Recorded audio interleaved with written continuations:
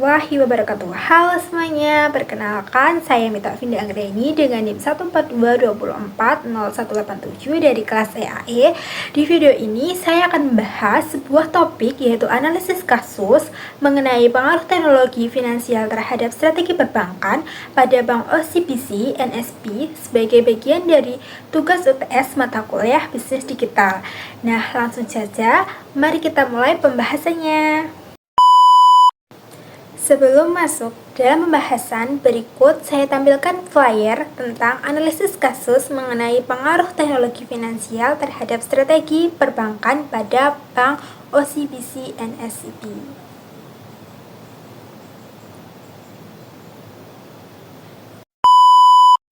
Pertama, kita bahas mengenai latar belakang studi case berikut. Perkembangan teknologi yang semakin pesat telah mendorong berbagai sektor industri untuk beradaptasi, tak terkecuali sektor perbankan. Di tengah meningkatnya ekspektasi nasabah dan munculnya pemain-pemain baru dari industri teknologi finansial atau fintech, bank konvensional dituntut untuk tidak hanya berinovasi tetapi juga melakukan transformasi secara menyeluruh. Dalam kasus ini adalah Bank OCBC NSB. Dalam menganalisis kasus berikut, kita melakukan penelitian dengan menggunakan pendekatan kualitatif deskriptif melalui wawancara dengan Kepala Cabang Bank OCBC NSB di Batam. Nah, untuk menganalisis dilakukan dengan menggunakan dua metode utama, yaitu analisis SWOT dan Porter-Value Chain. Model untuk menilai dampak serta nilai tambah dari integrasi fintech ke dalam sistem perbankan. Sebelum masuk ke dalam strategi dan dampaknya, saya akan menjelaskan mengenai analisis kasus dengan menggunakan metode analisis SWOT serta implikasinya, yakni strength atau kekuatan. Kekuatan di sini itu diberikan dengan kemudahan layanan digital, efisiensi biaya, jangkauan yang lebih luas. Kedua, ada weakness ataupun kelemahan. Kelemahan di sini itu kita bisa ketergantungan pada teknologi, user experience masih perlu ditingkatkan, nasabah yang gaptek masih kesulitan. Yang ketiga, ada opportunities ataupun peluang. Kita bisa melakukannya dengan kolaborasi dengan fintech, potensi pasar besar di segmen milenial dan Gen Z, adaptasi teknologi lanjutan seperti AI dan blockchain. Yang keempat ada threat ataupun ancaman, yaitu dengan serangan cyber, persaingan dari neobank dan platform fintech murni. Adapun juga regulasi yang terus-menerus berubah. Selanjutnya modal Porter-Value Chain. Transformasi digital ini menciptakan banyak nilai tambahan seperti 1. Efisiensi proses, yakni transaksi cepat, akurat, dan minim biaya. Kedua, peningkatan brand loyalty dikarenakan layanan yang responsif dan relevan. Ketiga, OCBC NSB bisa bersaing dengan neobank dan fintech murni berkat teknologi yang terus ditingkatkan. Nah, kita masuk dalam pembahasan utama, yaitu apa aja strategi yang dilakukan OCBC NSB untuk menanggapi arus fintech ini. Pertama, digitalisasi produk dan layanan. OCBC meluncurkan aplikasi mobile banking dengan fitur-fitur yang lengkap. Nasabah bisa membuka rekening, beli reksadana, transaksi falas, bahkan akses layanan investasi semua dari handphone.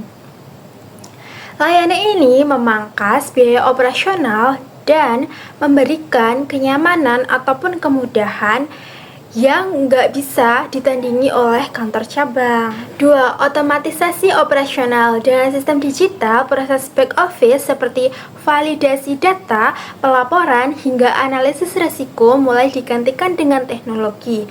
Ini bukan cuma soal efisiensi, tapi juga soal akurasi dan kecepatan. Risiko human error jadi jauh lebih kecil.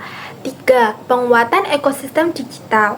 OCBC nggak berdiri sendiri, mereka kerjasama dengan berbagai fintech termasuk penyedia e-wallet dan payment gateway. Ini bikin mereka bisa ikut masuk ke dalam gaya hidup digital nasabah.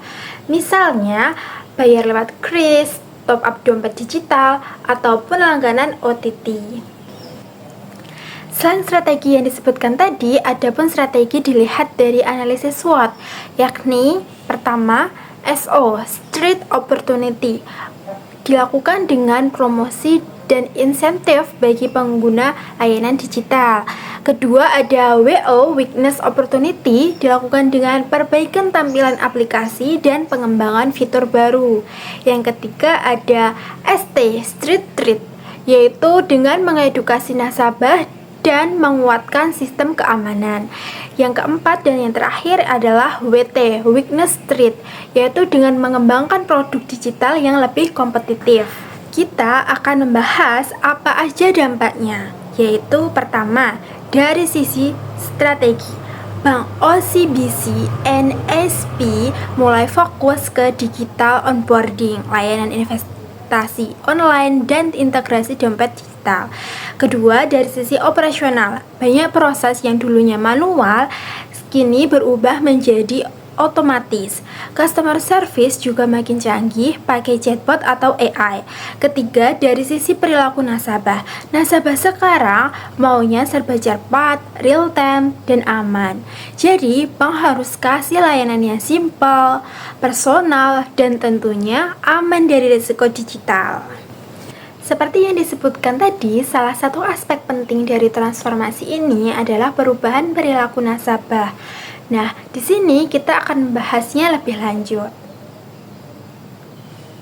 Pertama, demand for instant and personalized service. Konsumen sekarang nggak mau ribet, semuanya harus bisa dilakukan dalam hitungan detik. Selain itu, nasabah juga pengen layanan yang nyambung dengan kebiasaan mereka. Dari reminder tagihan otomatis sampai notifikasi real time. Yang kedua, kekhawatiran keamanan digital. Tapi, dibalik semua kemudahan itu, ada juga kekhawatiran. Banyak nasabah mulai sadar soal ancaman phishing, malware, dan akses ilegal. Makanya OCBC NSP juga memperkuat sisi keamanan digital, mulai dari autentikasi ganda, edukasi konsumen, sampai sistem monitoring 24 jam. Jadi kesimpulannya, teknologi finansial membawa perubahan besar yang sangat positif untuk OCBC NSP.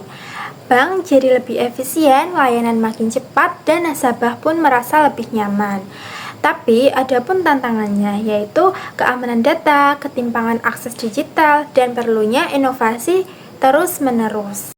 Adapun saran yang dapat dilakukan untuk mengatasi tantangan tersebut seperti melakukan pembaruan berkala pada sistem dan tampilan aplikasi, menyediakan program literasi digital bagi nasabah, dan menjalin kolaborasi dengan startup vintage untuk memperluas inovasi layanan. Itulah pembahasan kita tentang bagaimana Bank OCBC NSP mengadaptasi teknologi finansial dalam strategi perbankannya. Dari sini kita bisa melihat bahwa transformasi digital bukan lagi sekedar pilihan, tapi menjadi keharusan bagi industri perbankan agar tetap relevan dan kompetitif. Semoga video ini bisa memberikan wawasan baru dan bermanfaat bagi yang tertarik dalam dunia vintage ataupun strategi bisnis. Sekian yang dapat saya sampaikan. Wassalamualaikum warahmatullahi wabarakatuh.